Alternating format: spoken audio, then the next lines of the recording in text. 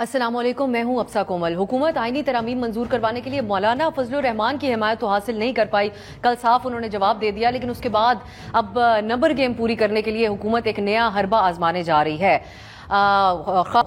ایک ایسا ان کا یہ حربہ ہے کہ اس سے اگر مخصوص نشستوں سے متعلق جو سپریم کورٹ کا حکم ہے اس سے ان کو انحراف ہی کیوں نہ کرنا پڑے، آج ایسا نظر آتا ہے کہ وہ یہ کرنے جا رہے ہیں۔ اسپیکر قومی اسمبلی ایاز صادق کی طرف سے الیکشن کمیشن کو ایک خط لکھا گیا اور اس میں سپریم کورٹ کا جو مخصوص نشستوں سے متعلق فیصلہ تھا اس پہ عمل نہ کرنے کا مشورہ دیا گیا۔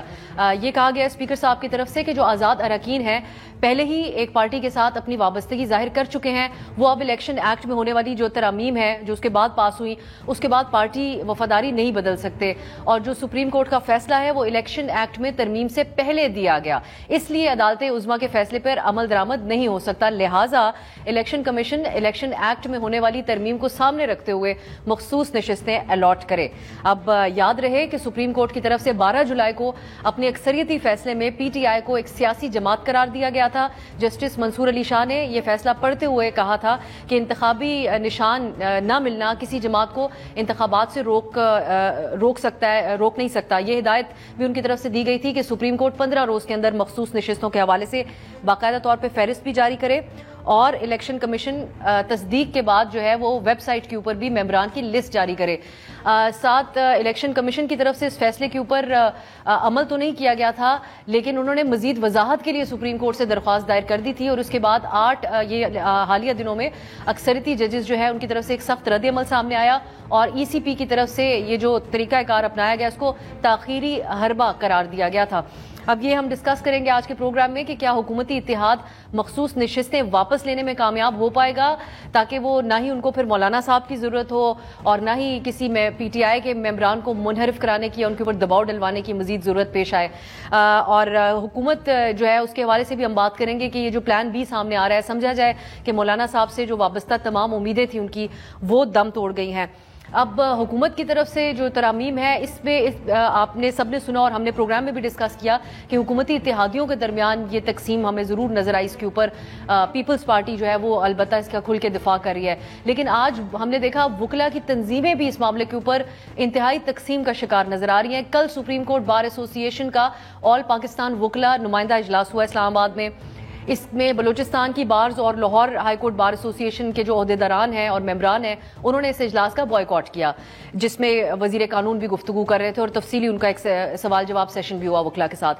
اجلاس کے بعد جو اعلامیہ اس کا جاری ہوا اس میں کہا گیا کہ آئینی پیکج پر بحث کے لیے بار کاؤنسلز اور بار ایسوسی ایشنز پر مشتمل کمیٹی تشکیل دی گئی ہے، جو کہ 7 روز کے اندر اپنی رپورٹ پیش کرے گی، اور وکلا کے منتخب نمائندوں کے سوا کسی کو ہڑتال کی کال دینے کا اختیار نہیں ہے۔ آج Lahore high court bar association ایشن نے ایک آل پاکستان وکلا کنونشن کیا اور اس میں سپریم کورٹ بار ایسوسی ایشن کے اس اجلاس کے اوپر ایک بڑا سخت رد عمل دیا گیا ہے۔ جو اعلامیہ سامنے آیا اس میں کہا گیا کہ پاکستان بھر کے وکلا اس آئینی پیکج کے خلاف مزاحمت کرے اور اگلے چیف جسٹس منصور علی شاہ ہی ہوں گے۔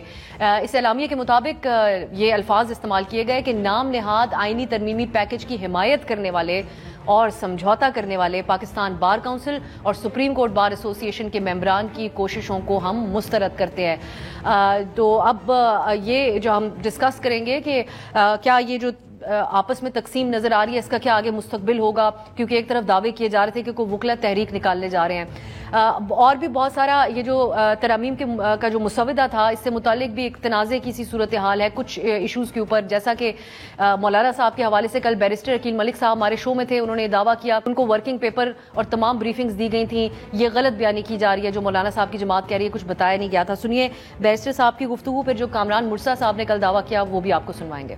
مولانا صاحب کے ساتھ جب بیک اینڈ فورتھ ہوا اس ورکنگ پیپر کے اوپر، ان کو تمام تر جو ہے بریفنگ دی گئی، ان کو تمام تر سیلینٹ فیچرز بتائے گئے، he agreed with it, and if he is denying this right now then اس میں میں یہی کہہ سکتا ہوں کہ یہ سیاست سے آگے کچھ بھی نہیں ہے۔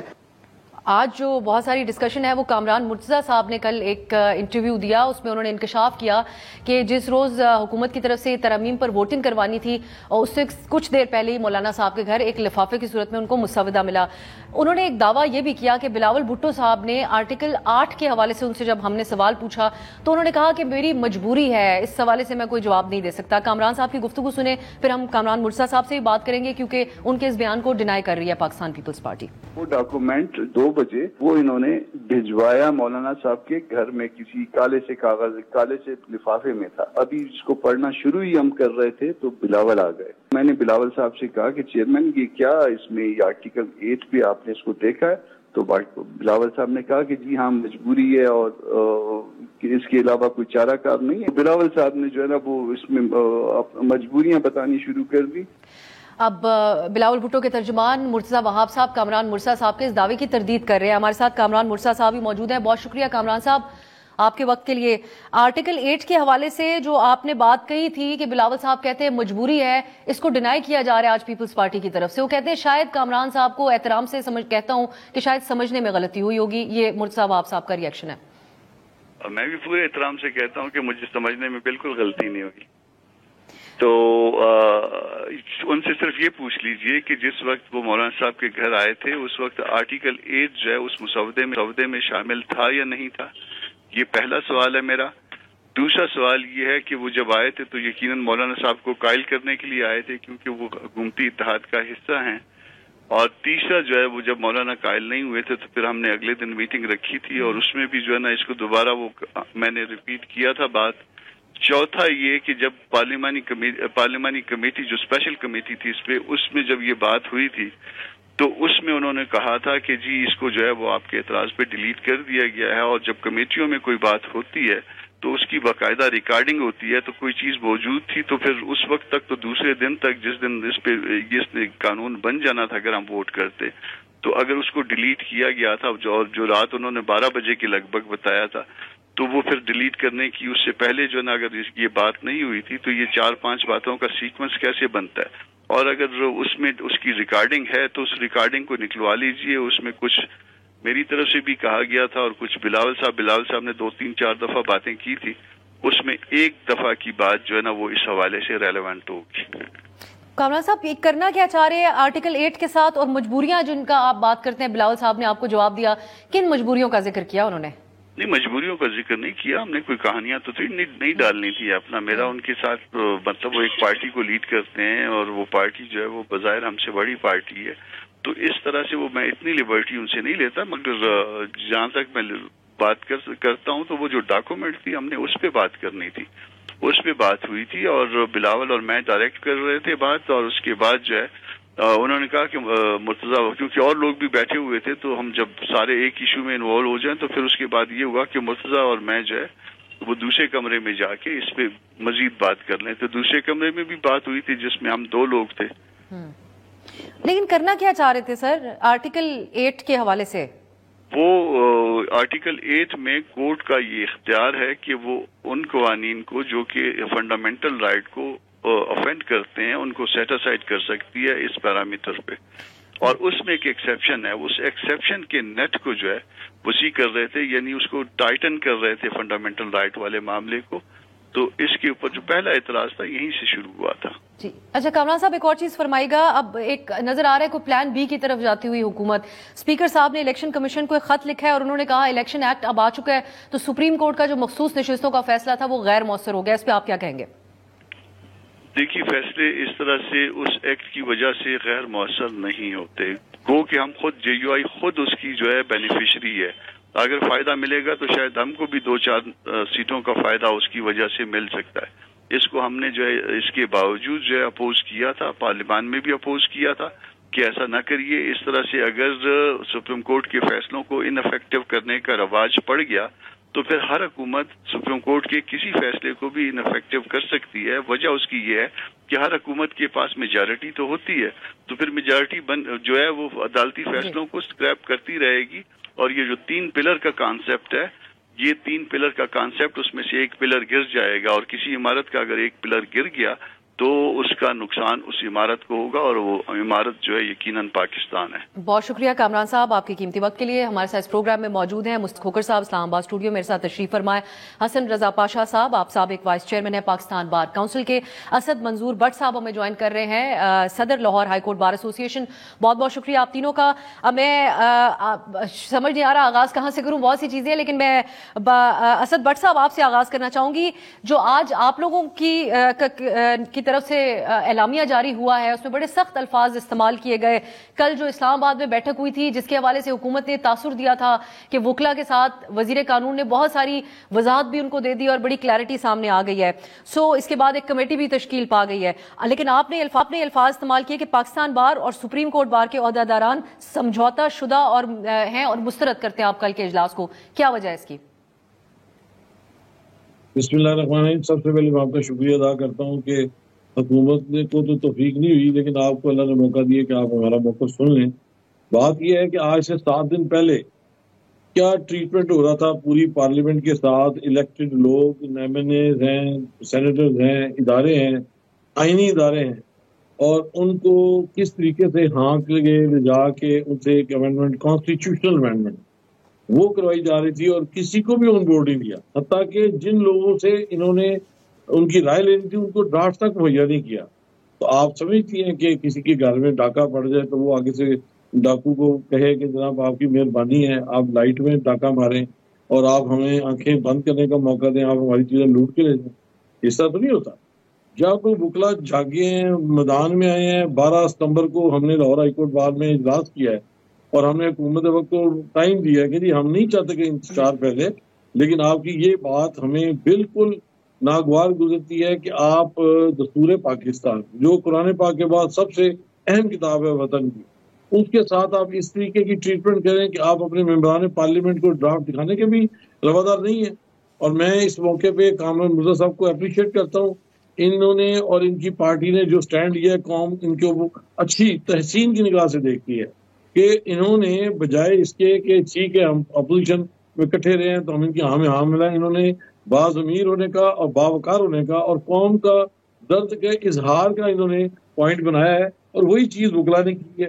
اب ہم نے جب یہ چیز کی ہے تو اس کو ہم نے 7 days ٹائم اناؤنس کیا تھا، بجائے یہ کہ گورنمنٹ یہ کرتی، انہوں نے ہمارے اس اناؤنسمنٹ کو زیرو کرنے کے لیے اسلام آباد میں کال کی جس میں ہمیں دعوت کوئی نہیں دی۔ اب جو دوست احباب پورے پاکستان میں متحد ہیں، جو اس بات کو سمجھتے ہیں کہ آئین کی جو ترمیم ہے وہ سب کو آن بورڈ لے کے لینا چاہیے، وہ سارے لوگ لاہور آئے ہوئے تھے پورے پاکستان کے، یعنی Sindh high court, Sindh bar council, Balochistan high court, Balochistan bar council, Punjab high court, Punjab bar council, اور کے پی کے ہائی کورٹ، کے پی کے بار کونسل، سب لوگوں کے جید وکلا جتنے بھی نامور اور موجودہ صدر اور سیکرٹری جن کو یہ کہتے ہیں آن بورڈ لیا ہے، سارے کے سارے لاہور میں موجود تھے، سب نے ڈس سیٹسفیکشن دی ہے۔ تو یہ اسی لیے ہوا کہ کل کا جو گزرا ہوا معاملہ ہے وہ چند لوگوں کو اکٹھا کر کے کہنا کہ پورے پاکستان میں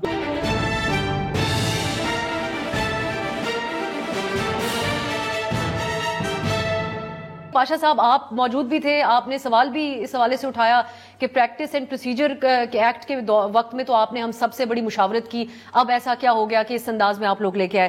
لیکن الزام یہ لگ رہا ہے کہ یہ کل ملی بھگت تھی، اور ہم تو یہ خبر دے رہے تھے کہ بوائیکاٹ کیا گیا، لیکن ہمیں بٹ صاحب بتا رہے ہیں کہ ان کو دعوت ہی نہیں دی گئی۔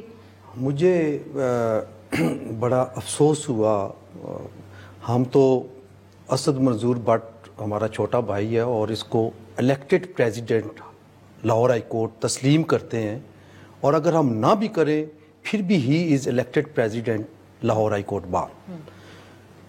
افسوس اس چیز کا ہوا کہ ہم بھی ووٹ لے کر آئے ہوئے ہیں، we are so elected.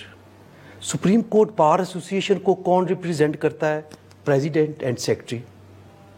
Pakistan bar council کو کون ریپریزنٹ کرتا ہے؟ وائس چیئرمین اور چیئرمین۔ پروونشل بار کونسلز کو کون ریپریزنٹ کرتا ہے؟ اور اسلام آباد بار کونسل کو وائس چیئرمین اور chairman executive.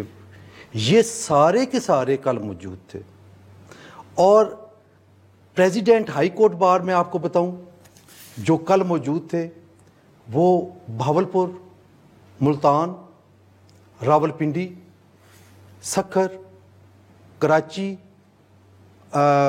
D I Khan, Peshawar Abbottabad bench کے پریزیڈنٹ، مینگورا بینچ کے پریزیڈنٹ، ہائی کورٹ کے، یہ سارے موجود تھے. کسی کا کوئی پولیٹیکل اٹیچمنٹ کسی پارٹی کے ساتھ نہیں تھی.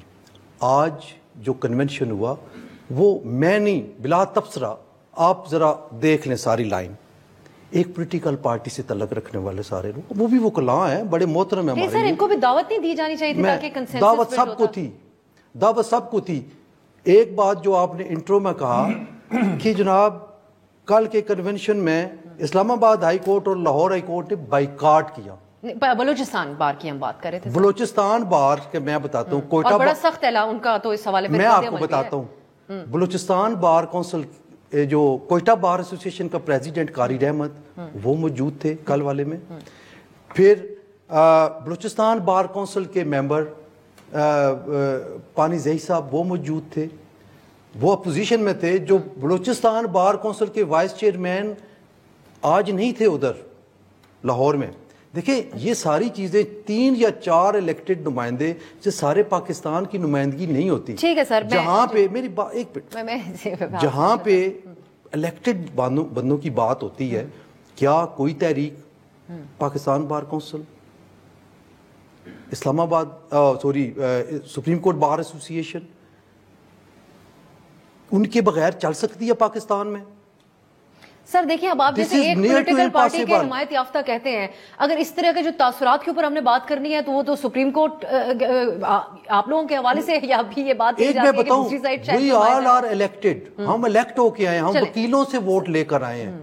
اس طرح نہ آپ برش اسائڈ کریں کہ ہم کسی پارٹی کے کاسا لیس ہیں یا کسی پارٹی کے. سر یہ تو وکلا ایک دوسرے کے اوپر الزام لگا رہے ہیں. آپ نے کہا کہ وہ ہم نہیں الزام لگا رہے، میں صرف یہ بات کر رہا ہوں کہ جینون اور ان جینون آپ نے دیکھنا ہے. ہماری جو پریس جو آئی ہے، اعلامیہ آیا ہے، اس میں ہر ایک کا نام لکھا ہے، وہ ذرا دیکھ لیں. کیا کھوکر صاحب، اب ایک طرف بڑا واضح ایک یہ رد عمل ہے کہ ہم مسترد کرتے ہیں اس قسم کی کوئی بھی آئینی ترامیم، اور یہ انفرادی طور پہ بھی وکلا کو 240 وکلا نے پہلے ہی دن اپنا پیغام جاری کر دیا.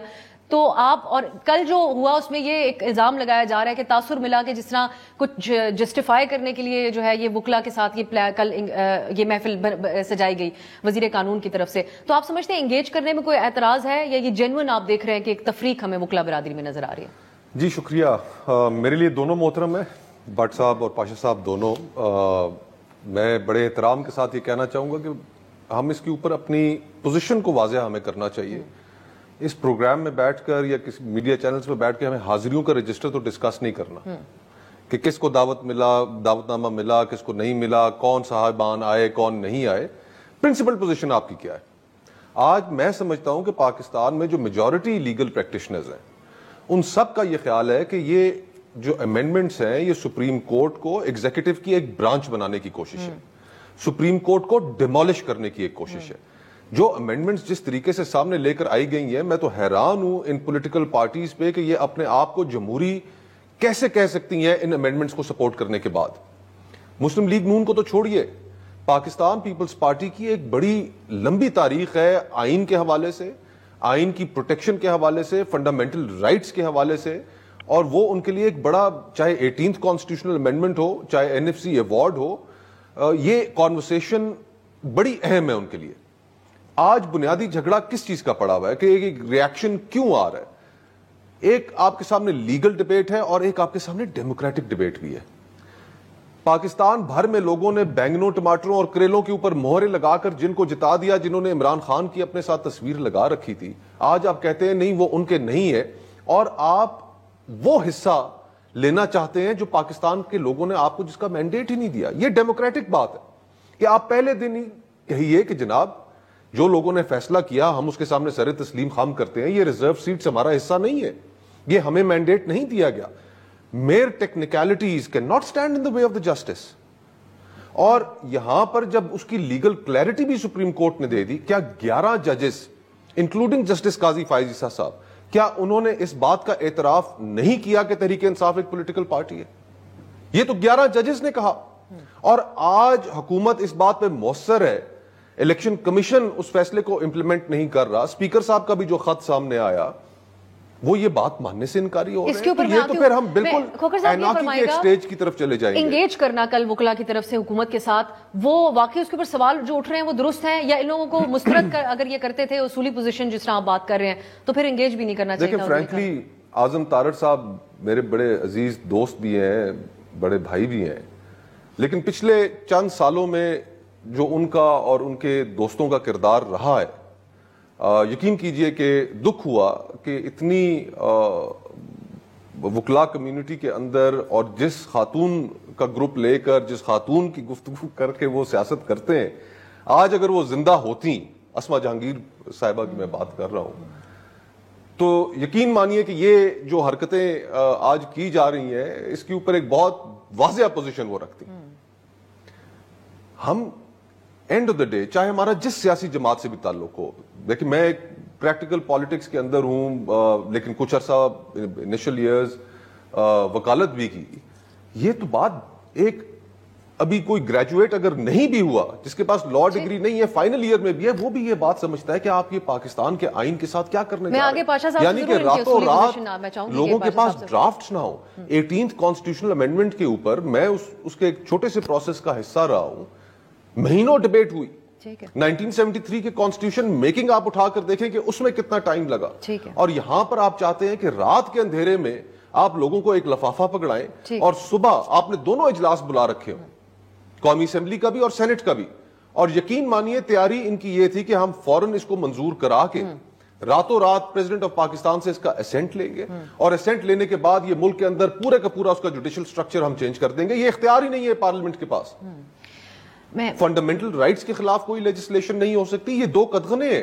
ٹھیک, صحیح ہے. اور انڈیپینڈنس آف جوڈیشری کے خلاف کوئی ضرور. میں اسد بٹ صاحب چلیں پھر بریک کی طرف جاتے ہیں. اب جس طرح کھوکھر صاحب نے کہا کہ اصولی پوزیشن واضح ہونی چاہیے, اب اسد بٹ صاحب آپ لوگ تو پوزیشن لے چکے ہیں اس کے اوپر, آپ سے میں بات کرنا چاہوں گی آئینی عدالتوں کے حوالے سے. اس کا پیپلز پارٹی بہت دفاع کر رہی ہے, بلاول بھٹو صاحب نے آج گفتگو کی اور واضح کی اپنی پوزیشن اس پہ. شارٹ بریک کے بعد بات کرتے ہیں.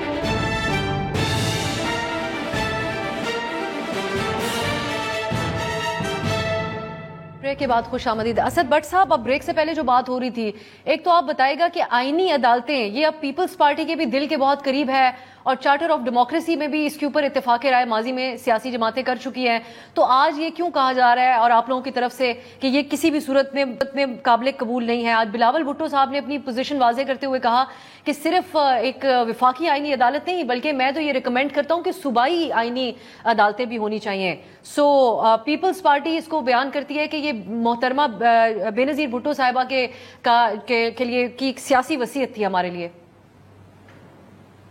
یہ جو پوائنٹ ہے نا, یہ میرا خیال ہے دوستوں کا اپنے دیکھنے کا اینگل ہوتا ہے. آپ دیکھیے برطانیہ, آپ دیکھیے انڈیا, بنگلہ دیش, پاکستان, جہاں پہ کامن ویلتھ کے لوگ ہیں نا, وہاں پہ سپریم کورٹ ہی فیڈرل کورٹ کے درجے پہ ہوتی ہے. جہاں پہ امریکہ ہے, جرمنی ہے, نیدرلینڈ ہے, فرانس ہے, جہاں پہ ملٹیپل سسٹم ہے نا, وہاں پہ فیڈریشن اور فیڈرل کورٹ علیحدہ بنانی پڑتی ہے. اب معاملہ یہ ہے کہ ہم تو کامن ویلتھ کے لوگ ہیں, ہمارا تو بڑا آسان ہے, ہمیں ایکسٹرا ایکسٹینس کرنے کی ضرورت نہیں ہے. آپ نے دیکھا کہ 17 ہمارے ججز ہیں, آپ کو بھی بڑا آسان ہے کہ آپ اوپر 4 یا 5 یا 6 ججز کو فوکس کر دیں کہ کانسٹیٹیوشنل اور پولیٹیکل ایشوز سارے یہ ججز سنیں گے فیڈرل ایشوز کو, باقی پوری سپریم کورٹ فارغ رکھیں, یہ تو کوئی مسئلہ ہی نہیں ہے. اب غریب ملک ہے اور آپ ایک اور عدالت کا اضافہ کر رہے ہیں, اس کے اندر بھی اپنی مرضی کے جج بٹھا کے ان کے اوپر بھی برڈن جو فائنینشیل ہے وہ عوام کی کمزور جیب پہ ڈالنا ہے, تو اس کے لیے بڑا آسان ہے کہ آپ 17 ججز یہ کر سکتے ہیں. جہاں تک یہ پوائنٹ ہے کہ جی کیسز بہت پینڈنگ ہے, اب سوچیں کہ کیسز پینڈنگ کیوں ہوتے ہیں؟ سسٹم ہی غلط ہے. جب پولیس, ریونیو, تمام ادارے اپنی جگہ صحیح کام نہیں کریں گے تو لوگ کیس کریں گے. جب وہاں پہ اگر آسانی ہو جائے اور لوگ ایمانداری سے کام کریں تو کیس کم ہوں گے. وہ کیس کم ہونے کی راستہ نہیں ڈھونڈتے, الٹا ججز کے اوپر اور وکیلوں کے اوپر لوگ باتیں کرنا شروع ہو جاتے ہیں. میں سمجھتا ہوں کہ فیڈرل کورٹ کی ضرورت ہی نہیں ہے, 17 ججز آلریڈی ہیں آپ کے پاس, آپ ان میں بائیفرکیشن کر سکتے ہیں.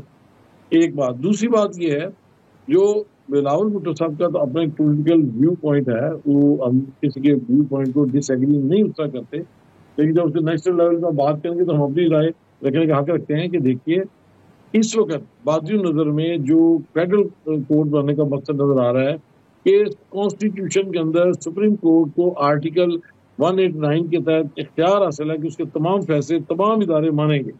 اب جو ایک ان پلیزنٹ اور ان پاپولر ان کے لیے ایک ڈیسیژن دیا سپریم کورٹ نے, اس سے یہ خوفزدہ ہو کے یہ راستے بھاگ دوڑ کے نکال رہے ہیں. اور افسوس کے ساتھ کہنا پڑتا ہے کہ جیسے ضلع کونسل میں چیئرمین جیتنے کے لیے ممبروں کی خرید و فروخت و تعداد کا حساب ہوتا تھا, انہوں نے سپریم کورٹ کے ساتھ یہ شروع کر دیا ہے. اب یہ فیڈرل کورٹ کا جب جج اس کو بنائیں گے اور وہ جو وہاں پہ کام کرے گا وہ اس کا برڈن کس پہ جائے گا, اور پھر آپ کہیں گے اب وہاں بھی کیس لے کے بیٹھے ہوئے جج. بات تو یہ ہے کہ اب سسٹم ٹھیک کریں, سسٹم پہ توجہ ہونی چاہیے. اس لیے ہمارا موقف یہ ہے کہ فیڈرل کام کو ماہرین اسی کے اوپر جی اسی بات پہ زور دیا جا رہا ہے. بٹ صاحب کے پروسیس, اب پاشا صاحب آپ کی اس حوالے سے کیا پوزیشن ہے, جو آئینی عدالت کا نقطہ ہے اس حوالے سے؟ ایک یہ بھی بات ہوئی اور کل آپ اس اجلاس میں بھی ہوئی کہ ایک کانسٹیٹیوشنل بینچ بنا دیا جائے یا پھر جوڈیشل پروسیس کو آسان کرنے کے لیے کوئی طریقہ کار لایا جائے, پولیس ریفارمز کیے جائیں, آئینی عدالت ہی کیوں؟ دیکھیں, میری ذاتی طور پہ جو ریزرویشن ہے وہ دو ہیں. ایک یہ ہے کہ جب ملک میں 2 چیف جسٹس ہوں گے تو پھر ایک اور اختیارات کی جنگ شروع ہوگی. یہ میرا اختیار ہے, یہ تمہاری ڈومین نہیں ہے, یہ اس طرح. اس کے لیے بہت زیادہ قانون سازی کی ضرورت ہے, شاید یہ کم ہے, کیونکہ آپ نے اس طریقے سے بائفرکیٹ کرنا ہے کیونکہ ان دونوں کے اوپر کوئی ایسی قوت, کوئی ایسا ادارہ نہیں بیٹھا جو ان دونوں کے معاملات کو سلجھائے. دیکھیں, ہائی کورٹس کا کوئی میٹر آتا ہے یا نیچی عدالتوں کا ہوتا ہے تو پھر سپریم کورٹ آف پاکستان ایک ایسا ادارہ ہے جو وفاقی حکومت اور صوبائی حکومتوں کے درمیان تنازع یا نیچے ہائی کورٹس کے جو معاملات ہیں وہ بھی ان کے پاس آتے ہیں, لیکن ان کے اوپر کچھ بھی نہیں ہے. تو یہ ایک چیز ہوگی. دوسری چیز میں سمجھتا ہوں کہ اگر بے شک ججز کی تعداد بڑھا دیں اور کانسٹیٹیوشنل بینچز تشکیل دے دیں کہ وہ صرف کانسٹیٹیوشن 5 کرنے ہیں, 6 رکھنے ہیں, 7 رکھنے ہیں, وہ کر دیں. یہ میری ذاتی سوچ ہے اور میں اس پہ اپنی جو کمیٹی ہے اس میں یہ بات رکھوں گا, کیونکہ آپ لوگوں نے رپورٹ مرتب کرنی ہے تو آپ کی رائے ہم یہ سمجھیں کہ یہی ہوگی. اس میں یہ میری رائے ہوگی, لیکن باقی کمیٹی کے 12-14 بندے ہیں. لیکن یہ چیز میں خود مجھے ذہن ایکسیپٹ نہیں کر رہا اس انداز میں کہ 2 چیف جسٹس ہو گئے تو اپنے ملک کے تو حالات بھی تو دیکھیں نا, معروضی حالات. لیکن پاشا صاحب, کمیٹی میں کوئی اکثریت آپ کی اس رائے سے اتفاق کرتی ہے؟ بات یہ ہے, یہ ابھی ہم نے اس پہ آج جو ہوئی ہے نا شکوار, تو وہ ابھی وہ اس کی باری نہیں آئی, وہ آگے آئے گی, دیکھا جائے گا کہ کیا ہے. دیکھیں, ہر ایک کی اپنی سوچ ہے.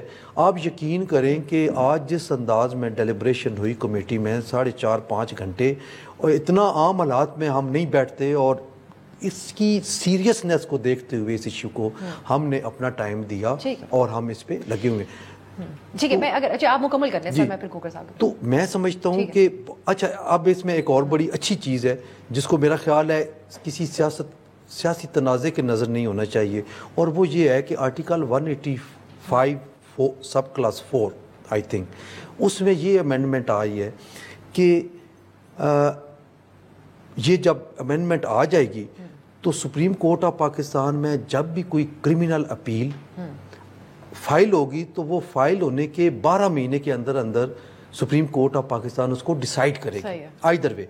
اور اس سے پہلے دوسرا جو پرویزو ہے وہ یہ ہے کہ اس سے پہلے جو فائل ہوئی ہیں وہ امینڈمنٹ پاس ہونے کے بعد ود ان 24 منتھس وہ ساری اپیلیں ڈیسائیڈ کرے گی سپریم کورٹ. دیکھیں, یہ عام بندے کی ہے, یہ اگر امینڈمنٹ آتی ہے تو یہ عام بندے کی ہے, یہ ہمارے مطالبے پہ آئی ہے, اور ہم نے بار بار یہ کہا ہے کہ کوئی ایسی لیجسلیشن ہونی چاہیے جس میں عام اس قیدی کو فائدہ پہنچے جس کی اپیل وہ سزا ساری کاٹ لیتا ہے اور اپیل اس کے بعد. یہ ساری بار بار کہی گئی, لیکن جس وقت کا حکومت نے انتخاب کیا وہ متنازع ہو گیا. کھوکر صاحب, پیپلز پارٹی آج جو پوزیشن لے رہی ہے, آپ پاکستان پیپلز پارٹی میں شامل رہے, جو قانونی امور وہاں ڈسکس ہوتے تھے اس کا بھی حصہ رہتے تھے.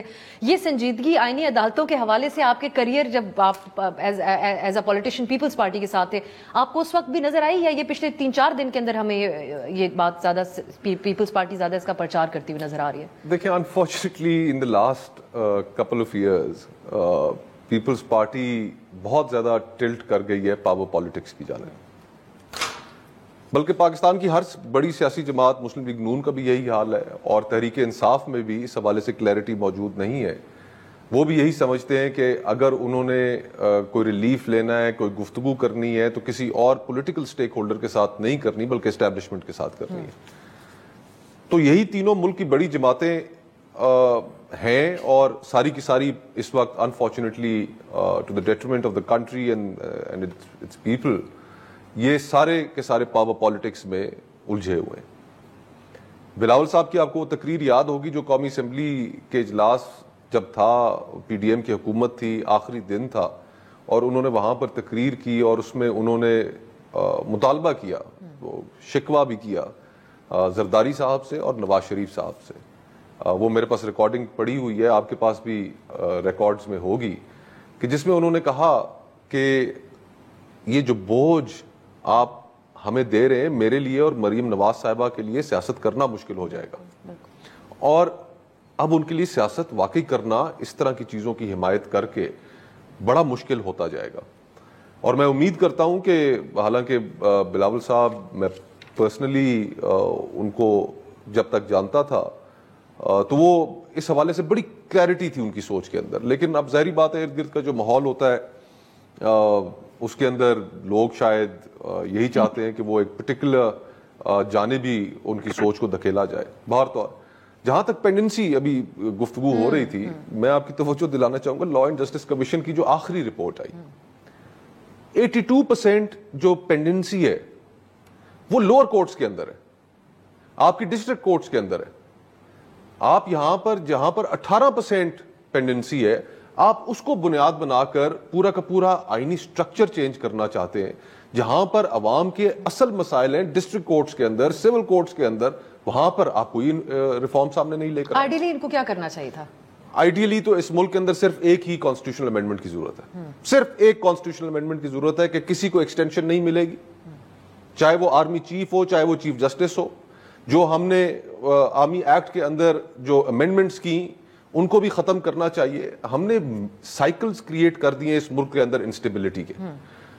ہم نے پچھلے 3-4 سال جو دیکھے, میرا پرسنل ویو, اور میں کئی چیزوں کا عینی شاہد بھی ہوں, کہ پچھلے 3-4 سالوں میں صرف ایک آفس کی ایکسٹینشن کے لیے کیا کچھ ہوتا رہا.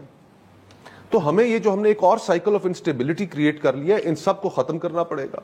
اور یہ بھی ساتھ کہ 3 سال تک یا 5 سال وہ ڈیبیٹ کر لیں آپ کہ کتنا عرصہ ریٹائرمنٹ کے بعد آپ دوبارہ ری امپلوائے نہیں ہو گئے. ٹھیک ہے. یہاں پر یہ ہوتا ہے کہ جج صاحبان پوتے اور نواسیاں انہوں نے گود میں بٹھائی ہوتی ہیں, ان کے ساتھ کھیل رہے ہوتے ہیں, اور فون آتا ہے کہ جناب آپ سے اب یہ کام اب آپ سے لینا ہے تو جناب آئیے, اور وہ فوراً پہنچتے ہیں کہ جب مجھے دوبارہ پرکس اینڈ پریویلیجز مل جائیں گی. تو یہ سارا سسٹم اس نے ڈیسٹیبلائز کر دیا. بلاول صاحب کی مجبوری والی بات کے اوپر بھی تو آپ کو تبصرہ کرے. کامران صاحب سے ہم نے رابطہ کیا تھا اور انہوں نے یہ واضح کیا کہ وہ اپنی بات پہ قائم ہے. مجبوری کی بات تو انہوں نے کی تھی, لیکن یہ آرٹیکل 8 کے حوالے سے ہو رہی تھی.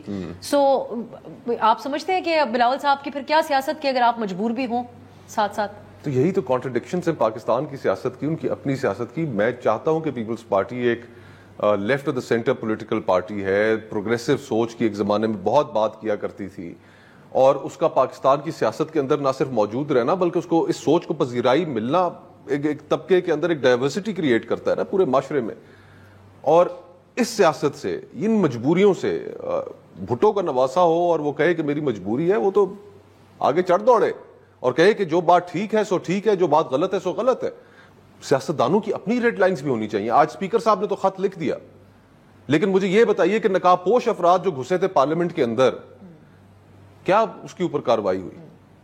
ابھی یہ انویسٹیگیشن چلتی ہی رہے گی. میں خود اس میں انوالو تھا, میں اور مصدق ملک صاحب, ہم نے کیمرے پکڑ لیے. اس وقت بھی سینکٹری آف دا ہاؤس وائلیٹ ہوئی تھی, اس کے اوپر بھی ایک کمیٹی بنی, اس کا اجلاس ہی نہیں ہوا. تو ہم سیاستدان اتنے. سر آرٹیکل 8 کے حوالے سے آپ کہے گا یہ جو فنڈامنٹل رائٹس کو انشور کرتا ہے, اس کے ساتھ کوئی گنجائش ہے چھیڑ چھاڑ؟ کوئی گنجائش نہیں ہے. دیکھیں نا, کوئی گنجائش ہی نہیں ہے. جو ہمیں مسودہ ملا کل آفیشلی, اس میں نہیں تھا, اس میں آرٹیکل 8 نہیں ہے. لیکن دیکھیں سر بہت سارے مسودے, میں یہ پوچھنا چاہ رہی تھی, یہ آفیشلی ملا جو فیڈرل لا منسٹر نے دیا آفیشلی سپریم کورٹ بار کو بھی اور پاکستان بار کونسل کو بھی, اس میں آرٹیکل 8 جو ہے اس میں ترمیم کی نہیں ہے. ہو سکتا ہے اس سے پہلے اگر کوئی پولیٹیکل پارٹیز کے ساتھ ڈیلیبریشن ہوئی ہو جس طرح کامران صاحب فرما رہے تھے, تو میں بھی دیکھیں بات سنیں, ایک چیز ذہن میں رکھیں, یہ آپ ڈرافٹ کہہ لیں ورکنگ پیپر کہہ لیں, اس کو آپ حتمی بل نہیں کہہ سکتے. سر پھر اگر اسمبلی سیشن بلا کے لوگوں کو اسلام آباد میں محصور کر دیا جائے تو پھر تو ہم اس کو ایک حتمی چیز ہی سمجھیں گے. اس میں ایک چیز میں ضرور کہوں گا کہ یہ حکومت وقت سے مس ہینڈلنگ ہوئی ہے, انہوں نے پراپر طریقہ اڈاپٹ نہیں کیا. یہی بات کل بھی ہوئی کہ جو کل آپ نے ڈیلیبریشن کی ہے یا آج کر رہے ہیں, اس کیا ہی بہتر ہوتا کہ آپ ایک مہینہ پہلے ہمیں آن بورڈ لیتے, ہم آپ کو اسسٹ دیکھیں کرنا آپ نے مرضی ہے, کرنی آپ نے اپنی مرضی ہے, لیکن ہم کچھ نہ کچھ تو آپ کو چلیں. سر اب ایم این ایز ہیں جو پی ٹی آئی کے, ان کے بھی ایک کہانی ہے جو جن میں سے ایک ہم نے اپنے پروگرام میں بھی شامل کیا, جو بتاتے ہیں کہ ان کی فیملی پہ دباؤ ڈالا گیا. بٹ صاحب کوئکلی آپ اس پہ بات کیجیے گا کہ یہ مس ہینڈلنگ تھی حکومت کے پارٹ پہ یا ایک آمرانہ طرز عمل تھا جو انہوں نے اپنانے کی کوشش کی اور ناکام ہوئے. چائلڈش ایٹیٹیوڈ اس میں آپ یہ بھی ایڈ کر سکتے ہیں کہ یہ نابلد انداز تھا ان کا چیز کو کرنے. جی میں گزارش کرتا ہوں, یہ جو ڈیموکریٹک ماحول میں پلے بڑے ہوتے ہیں ان کو جب ہے نا آپ کے امینڈمنٹ, تو 10 چیزوں کے ذہن میں ہوتی ہے کہ سب کو بورڈ لیا جائے. یہ ہمارے جو دوست ہیں, ہمیں معذرت سے کہنا پڑ رہا ہے کہ اس وقت بڑی کنٹرولڈ جمہوریت ہے اور بالکل فوجی آمرانہ سول فوج جو نام اس کا دینا دینے, ان کو کہا کہ ایسے کرو اور انہوں نے کرنا شروع کر دیا. انہوں نے اگر اپنی زندگی میں وکالتیں کی ہیں 40 سال, تو یہ مجھے بتا دیں کہ اگر کلائنٹ بھی یہ کہے کہ جی یہ ایویڈنس ہو گئی ہے اب اس کو چینج کرنا تو کوئی کر سکتا ہے, تو کوئی کام کرنے والا وکیل تو کبھی نہیں کرے گا, لیکن ملازم وکیل تو چل پڑے گا دوسرا درخواستیں لے کے اور پیچھے بنانے کے چکر میں. سمپل بات ہے کہ انہوں نے جو کیا, اور میں ارون پاشا صاحب کو اپریشیٹ کرتا ہوں کہ انہوں نے اپنے جو اجلاس بلایا ہے, جو 18 تاریخ کو بلایا ہے, اس میں بھی ہمیں دوستوں نے بتایا ہے کہ وہاں لوگوں نے بات کی ہے کہ جناب آپ وکیلوں کو لا ایکسپرٹ کے طور پہ لیں, آپ ہمیں جنرل پالیٹکس والا بات نہ کریں, آپ ہمیں کنونس کریں. اسی پہ بھی یہ بات آئی ہے کہ سب کو آن بورڈ لیا جائے, اور یہ بات اعظم طارق صاحب سے میں نہیں توقع رکھتا کہ انہیں نہیں پتا تھی. وہ کام ایک اچھے پریکٹسنگ لائر ہیں, ان کو سمجھ ہے اس بات کی, لیکن کیا پریشر ہے ان کے پیچھے, کون ان کو ہوم ورک دے رہا ہے کہ یہ جلدی سے 24 گھنٹے میں کر کے لے آؤ, آئی ڈونٹ نو, یہ وہ بہتر بتا سکتے ہیں. اب وہ اپنے دوستوں میں بیٹھے ہیں, یہ وہ خود ہی بہتر بتا سکتے ہیں. ہاں چلیں ایک بریک کی طرف سے جانا ہے. بٹ صاحب واپس آ کے میں آپ کی بھی رائے, تینوں کی رائے جاننا چاہوں گی. اسپیکر صاحب کے خط کے حوالے سے کیا سپریم کورٹ کے فیصلے سے انحراف کیا جا سکتا ہے, اور اگر کیا جائے تو اس کے کیا نتائج ہوں گے؟ بات کرتے ہیں ایک بریک کے بعد.